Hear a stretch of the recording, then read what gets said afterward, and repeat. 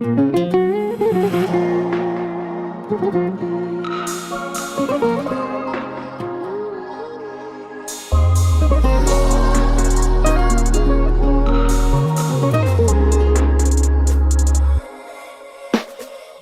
bakışında aldın aklımı, yüreğime yazdım adını. Sendim güzelsen, lebleri eselsen, senle kurdum sevgim kasrını. Seni bir gün görmesem ölemen, ölemen. Nerede bulsan beni çakır gelemen. Yanımda sen bulsan barımı beremen. Seni bir gün görmesem ölemen, ölemen. Nerede bulsan beni çakır gelemen. Yanımda sen bulsan barımı beremen. Sağındım, sağındım seni şirin sözün.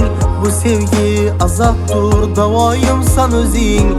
İçimde büyük bir hayallarımdasan.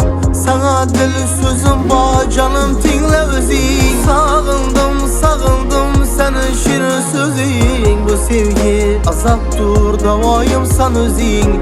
İçimde büyük bir hayallarımdasan. Sana deli sözüm var canım dinle özün.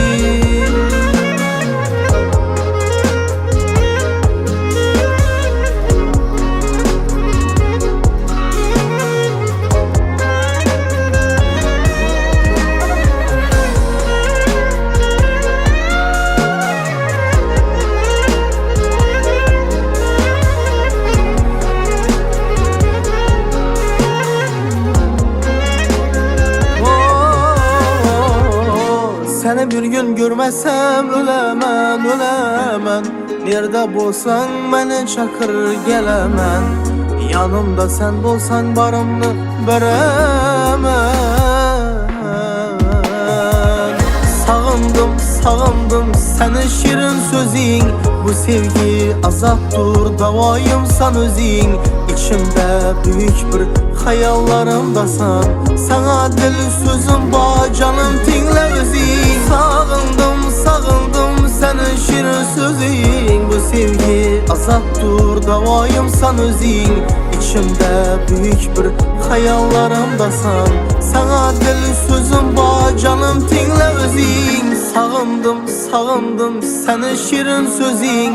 Bu sevgi azaptır, davayımsan özün. İçimde büyük bir hayallarımdasan. Sana deli sözüm var canım dinle özün.